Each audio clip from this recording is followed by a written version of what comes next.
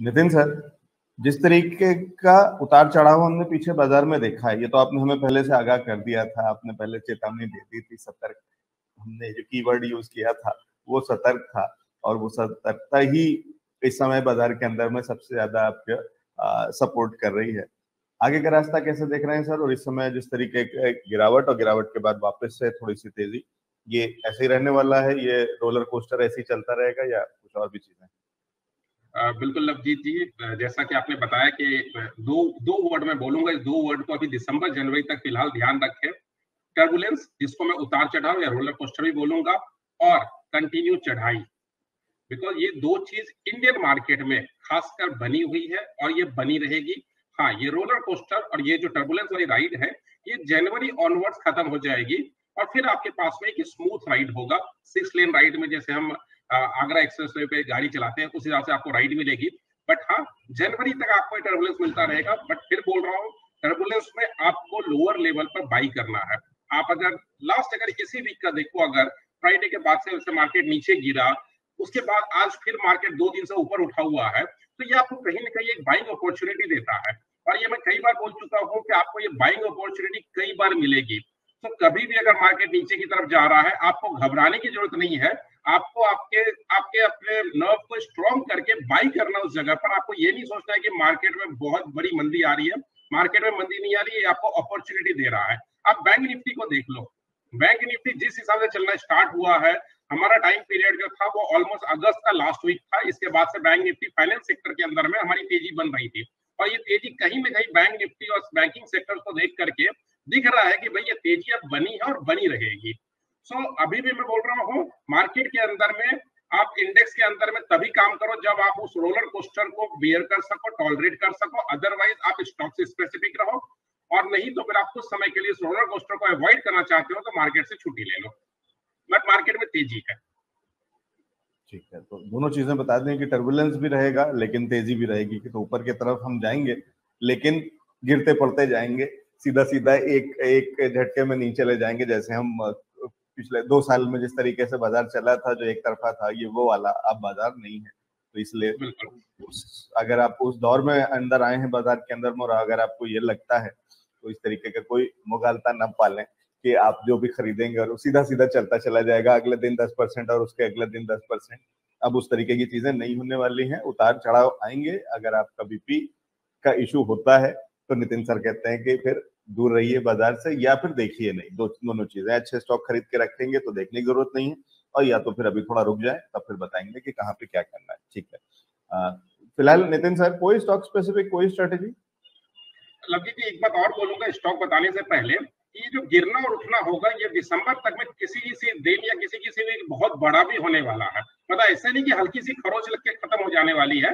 हो सकता है आपकी एक छोटी उंगली एक बार टूट भी जाए, तो उसके लिए भी आप तैयार रहें। मैं कहीं भी ये नहीं बोल रहा कि बहुत बड़ी गिरावट है। मैं बार बार ये बोल रहा हूँ, जो मैं फरवरी माह से लेकर जून तक बोल रहा था कि इंडियन मार्केट में जुलाई ऑनवर्ड जो तेजी होगी वो 2024-25 तक जाएगी।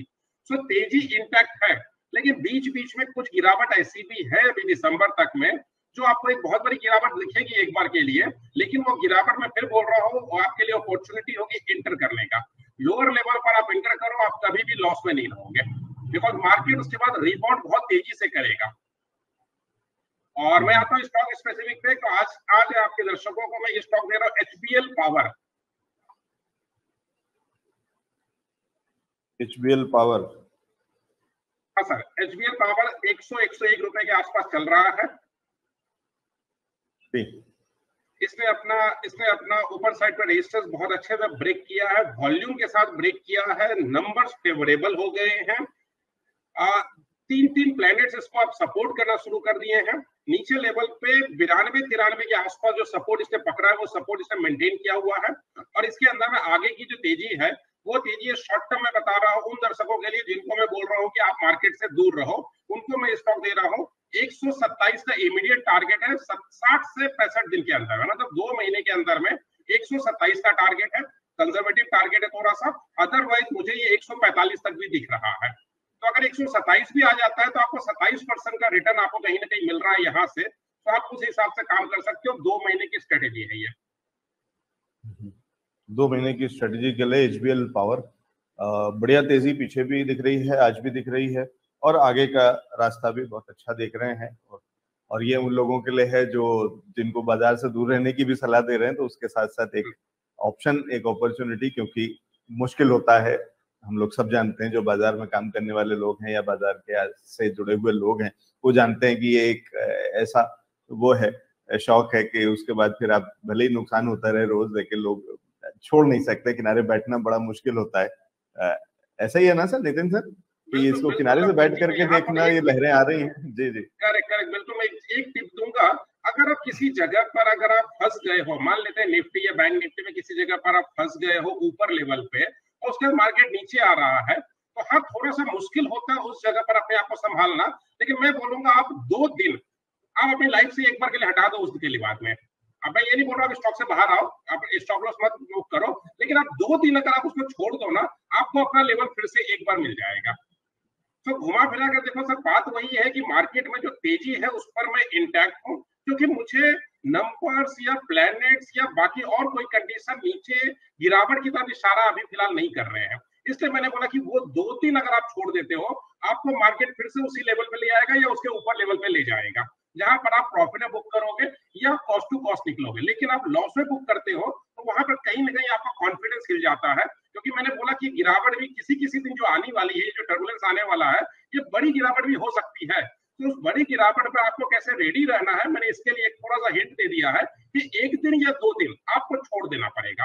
होगा आपको एक बार ऑन द स्क्रीन आपको लॉस दिख रहा होगा, लेकिन आपको एक बार वो 2 दिन छोड़ दोगे तो आपको पक्का है कि प्रॉफिट आपको मिल जाएगा। ठीक है, तो ये है राय नितिन सर की कि बाजार के अंदर टर्बुलेंस बहुत रहने वाला है, थोड़ा सा तो सतर्कता पहले भी बता रहे हैं, और साथ ही साथ लेकिन कहीं छोटा मोटा कुछ अगर मौका निकल रहा है तो वो भी आपको बता दिया कि एक ऐसी जगह जहां पे आप कहीं ना कहीं अपना पैसा पार्क कर सकते हैं, सुरक्षित रह सकता है और बढ़ भी सकता है। लेकिन ओवरऑल राय क्या है वो भी आपने सुन लिया, वो भी ध्यान रखिएगा, वो ज्यादा जरूरी है। ठीक है, बढ़िया है। नितिन सर, कुछ और भी है आपकी लिस्ट में क्या? नहीं सर, आज यही था, एचबीएल पावर। ठीक है, और कोई अपडेट है या कोई ऐसी चीज है जो पीछे का हमें डिस्कस करना हो? सर जैसा कि मैंने बताया था, वेदांता के अंदर में या फिर आप आईटी स्टॉक्स में अब धीरे धीरे इन्वेस्ट स्टार्ट कर सकते हो। मैंने बताया था आईटी स्टॉक्स के अंदर फाइनेंस सेक्टर, आईटी स्टॉक्स का डेट जो था वो मेरा 15 से 20 सितंबर के बीच का डेट था, पर्टिकुलरली 18 सितंबर था, तो 18 सितंबर अब पार हो चुका है। सो आईटी सेक्टर के अंदर में धीरे धीरे आप इन्वेस्ट कर सकते हो, बट अभी फिलहाल मैंने स्टॉक स्पेसिफिक में इसमें बात नहीं करूंगा, मैं एक्चुअली खुद बाहर था तो मैं इसको नहीं निकाल पाया हूँ। बट हाँ, नेक्स्ट शो में कुछ कोशिश करूंगा आईटी और फाइनेंस सेक्टर से रिलेटेड कुछ स्टॉक निकालकर आपके दर्शकों के सामने रखने का। बट हाँ, फाइनेंस सेक्टर और आईटी सेक्टर के अंदर मुझे अब तक मजबूती दिखनी शुरू हुई है कंपेयर टू अदर सेक्टर। बाकी पावर सेक्टर तो एज यूजुअल सर जैसे है, आप लोअर लेवल पे जहां भी मिलता रह रहा है पावर सेक्टर और सुपर स्टॉक, इसके अंदर आप बाई करते जाओ, but long term stock, long term point of view से। ठीक है, तो ये कुछ एक सेक्टर्स हैं जहां नजर रखनी है।